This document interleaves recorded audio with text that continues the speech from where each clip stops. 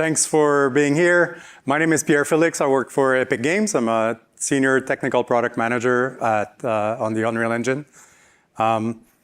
Today, I would like to, as well as with Thomas from X-Rite, which will come in soon, I would like to talk to you about one problem that people who work with real-world material have, which is, I have this piece of plastic or fabric in my hands. How can I take, or how can I represent this into a software like Unreal Engine? And that's a real challenge.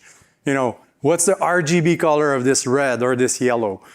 Just with the color, it's a challenge. And then when you add more effects on that, you know, the roughness of materials or the bump of things and all that, that's become even more difficult.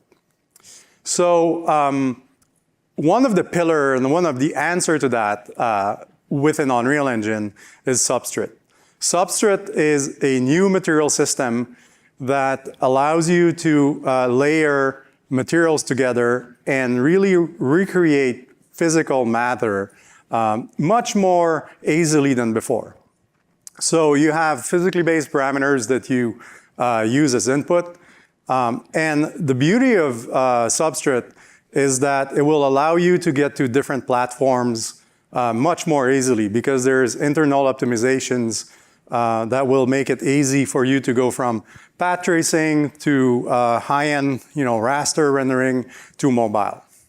So this is not a Substrate class, but I think it's good to give you some context on how we're going to, solve this problem with Substrate.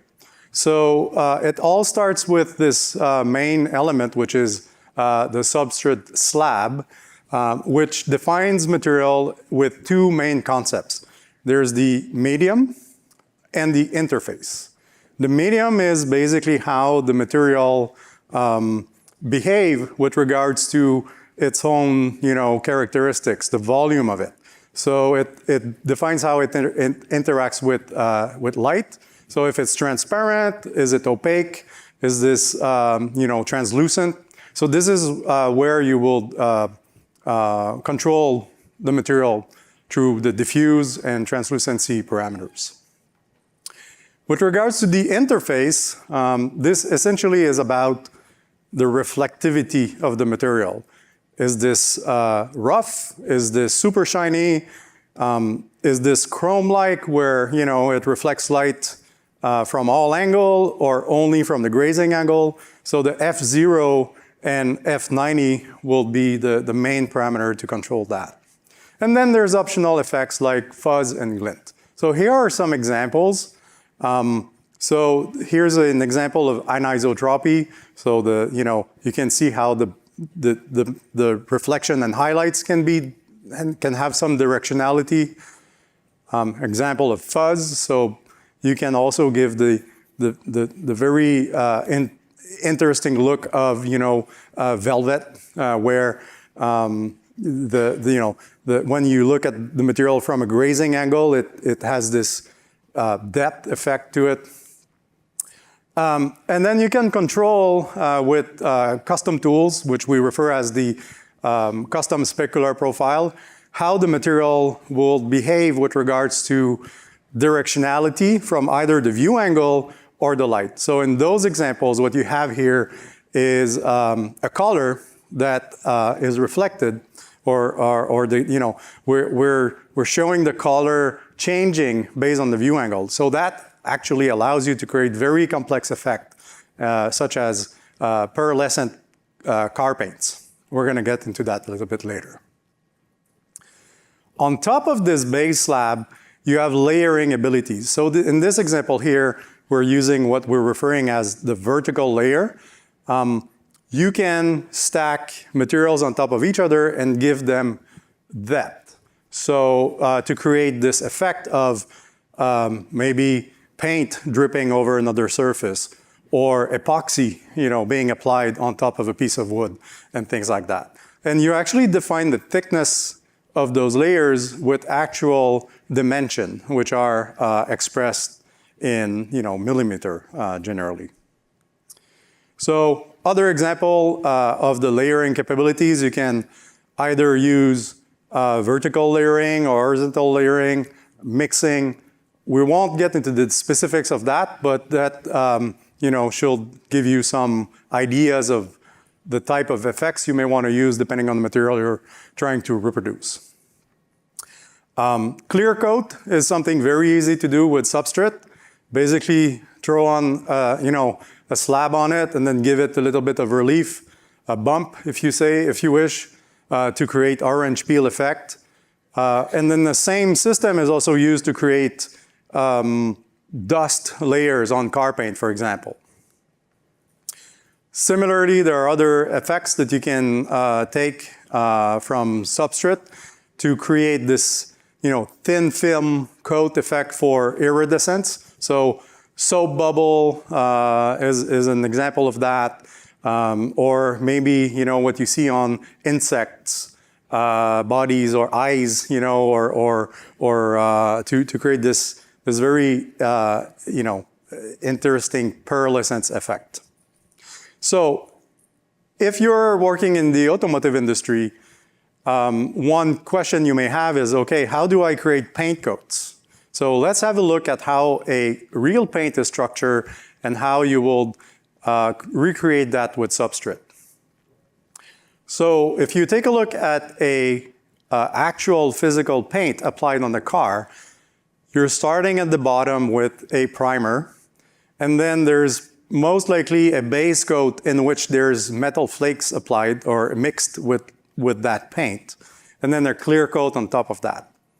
So this creates a fairly complex structure that is multi-layered that will create what you know as a car paint. In substrate, what you will simply do is stack up 3 slabs for each of those layers. So you'll have the primer slab, which will be probably very diffuse and gray, and then the clear coat will be something fairly transparent with some orange peel effect or not, depending on the type of paint you're trying to reproduce.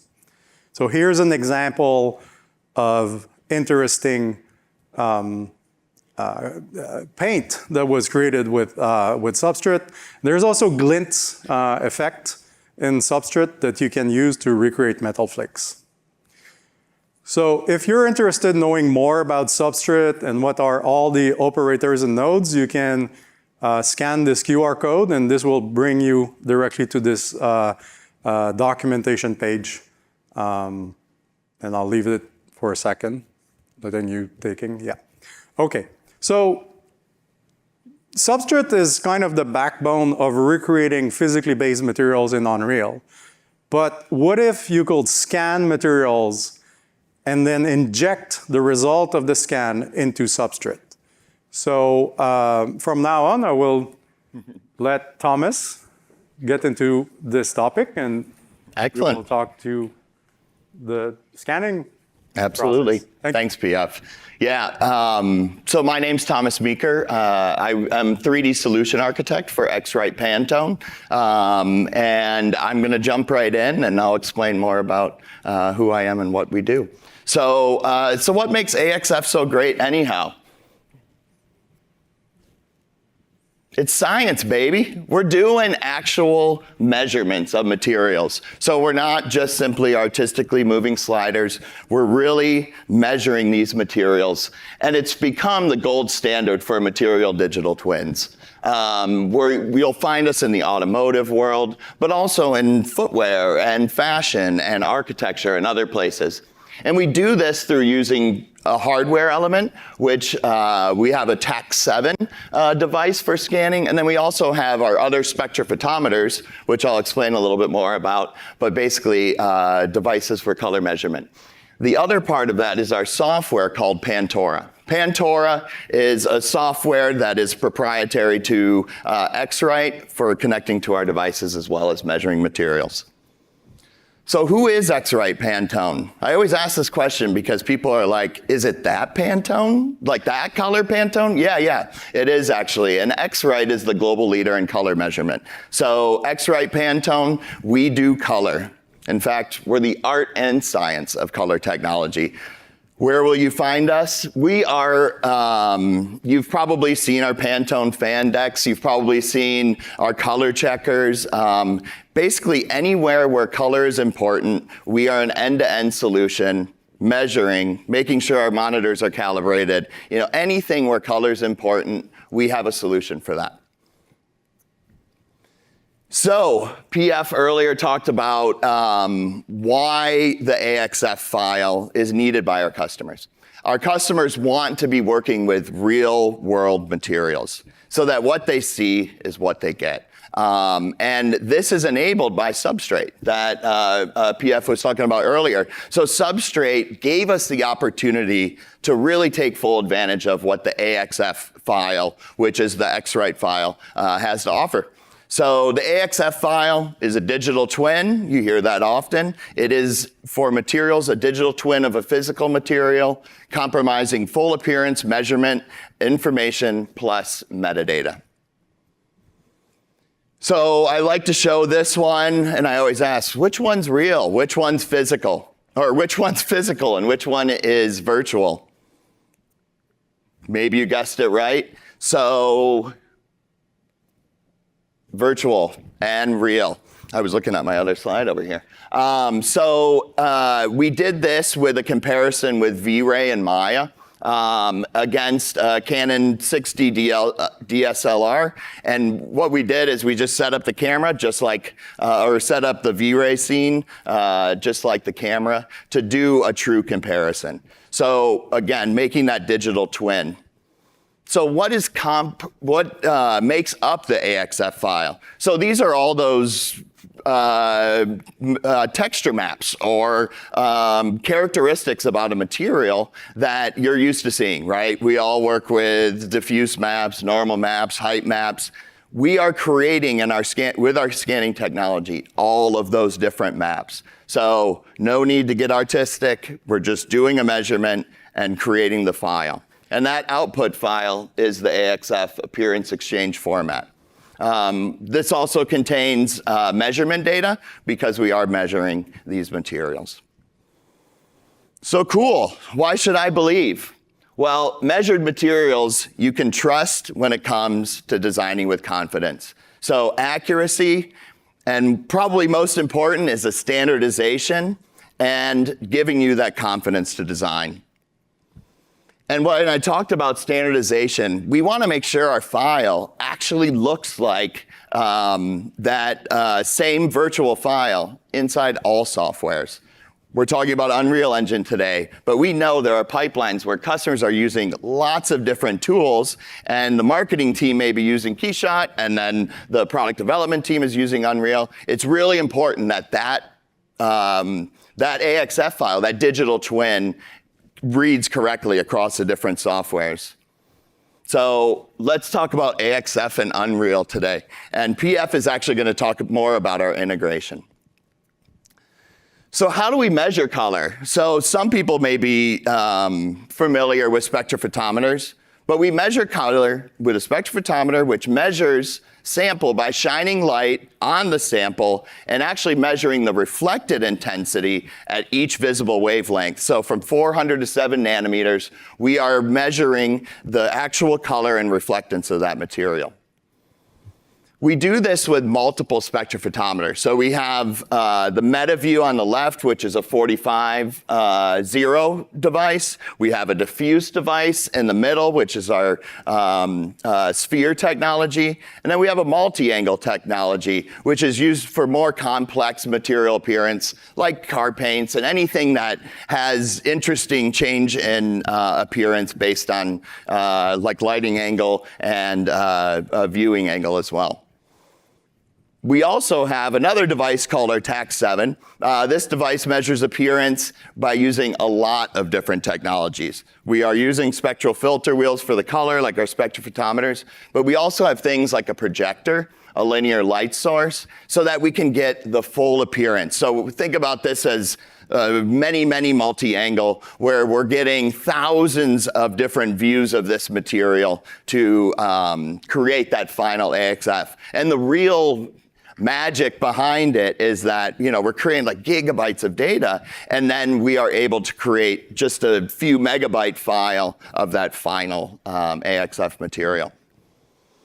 So there is definitely the right device for the right job. We started with our TAC7 back in 2016, and then we went and we just said, okay, well, customers aren't always doing every material under the sun. They may just be doing plastics. They may just be doing leathers. So we wanted to bring in some of our older technologies, and I say older in the sense that they were being used for different purposes, and repurposing them to do full appearance measurement. So each device that I talked about earlier, and I'll be showing again here in a second, will sort of hit all of the types of materials that you want to do. And then we have the TAC7 on the right that will do all of them. So the meta view, we talk about this doing any type of like textiles or leathers or plastics, anything with texture, because we can actually use photogrammetry to do the texture with the different lighting angles and pickups. We have our benchtop device. So this is great for volumetric materials, translucent materials. Translucent materials are extremely difficult to create realistically, and being able to do just a simple measurement to actually create an AxF and use in your design work is really, really helpful. And then we have our multi-angle. So the multi-angle is great for all types of materials. We can't do transparency, but we can do most everything else. So we've got car paints. These were measured both with the MAT12, and we've got the car paint, and then we've got a textile as well. So I just want to show you a quick tutorial of our multi-angle. I actually have the device with me this week, so if anybody wants a demo, please reach out. I've got my contact information at the end. So the MAT12 is a multi-angle instrument that has multiple illuminations, multiple pickups of the spectral data, and also a camera for taking pictures of texture. So this is just a quick little tutorial on how this works.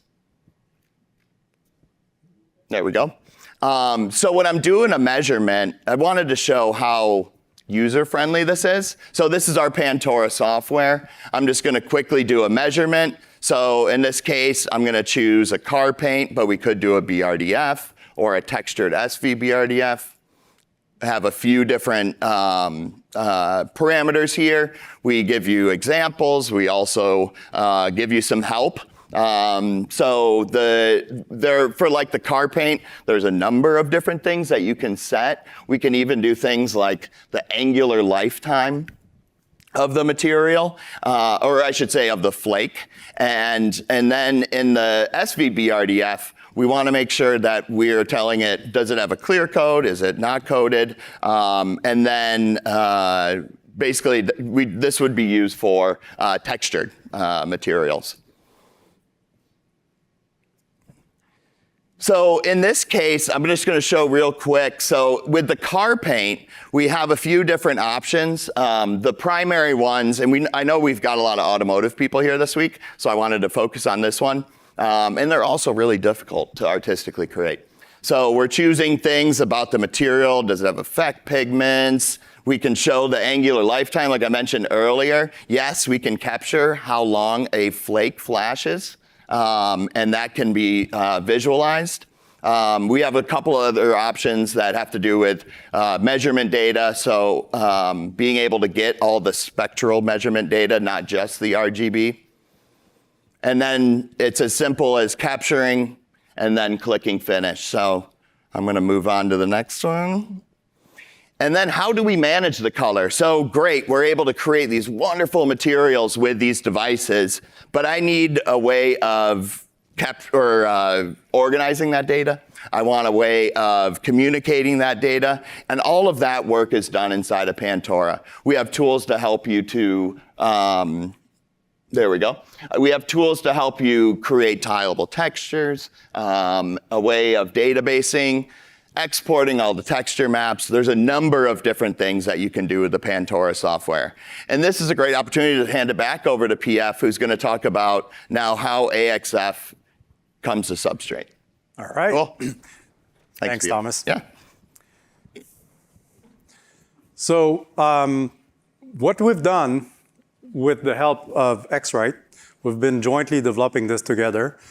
We have been creating a plugin that will be released in 5.7, hopefully. No promise made, but probably available as experimental this summer. We have made a plugin to create, to take the AxF information and import it as a substrate graph into Unreal without having to, figure out much more than exporting a file and importing it. So here's some examples that were rendered in Unreal that came in from Pantora directly, no fine tuning, just drag and drop the material in and render with the normal, physically based or physically based lighting tools of Unreal, which is either the cinematic camera or sun and sky and all that. So this is really out of the box examples that were not touched at all other than dragging them in the scene. We're working on car paint. Here's an example of that, and another one that has angular dependent color. You'll notice that flakes are not there yet. This is something that we're currently working on. It's a problem we have to solve at the moment. But so far, we're using custom specular profiles to replicate the car paint appearance exactly how it was measured and represented in Pantora. So how are we doing it? What's the workflow? In Pantora, you have the AxF file that is loaded. The Pantora has an exporter tailored for Unreal Engine that will create a JSON file and a bunch of textures that will be fed into the substrate graph directly. So here's how it works. So in this example, our goal is to take a piece of fabric from Pantora and load it in Unreal. We're going to go in the browser section using the export tab and pick the Unreal Engine exporter. Select the folder where we are going to export this AxF JSON file and click the export button. That's really the only operation that you need to do. If you have a long list of materials to process, a command line interface utility is also available. So as you can see, this JSON file contains parameters that are recognizable by substrate, F0, F90, and a couple more parameters that are included in basically the master material in the plugin. We're also exporting a bunch of textures. And those textures are optimized for memory purpose. So we're using EXR when needed, TGA when needed, and so on. So in Unreal, the process is as simple as taking this file, once the plugin is enabled, drag and drop it in the content browser. An interchange pipeline will pop up. There's no parameter to deal with. There's really nothing you have to worry about. And then import.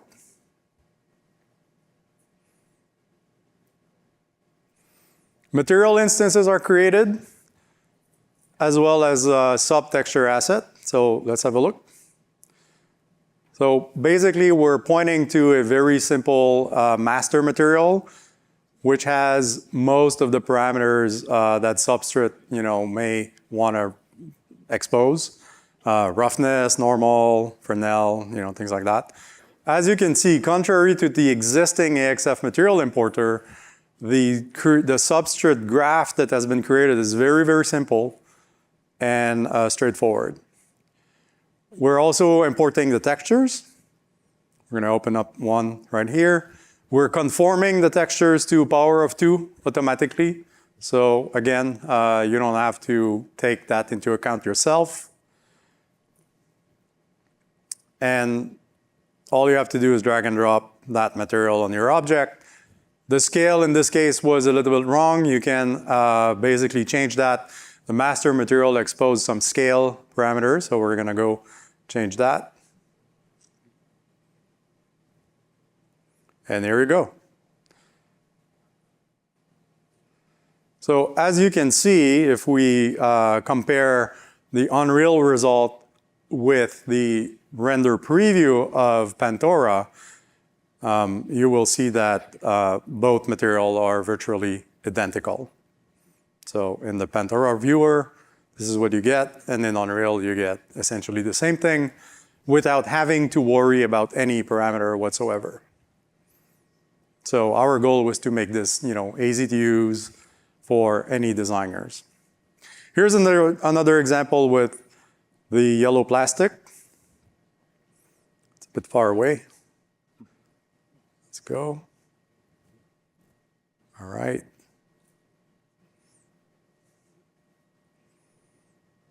As you can see, we're capturing the fine grain detail and orange peel effect that may have been on that material. And here's the side-by-side comparison. The color may vary slightly between the two. It's because the Pantora viewer used a different ICC profile than Unreal. At this point, it's just a matter of, camera exposure, lighting, and color profile. But the raw parameters are the same. Here's another example with this red plastic.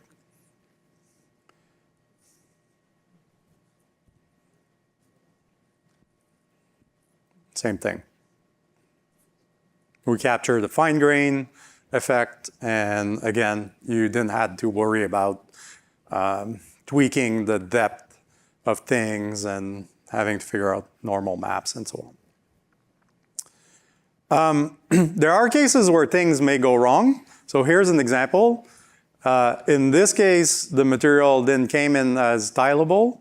That may happen. It was a piece of fabric scan, and maybe it was misaligned.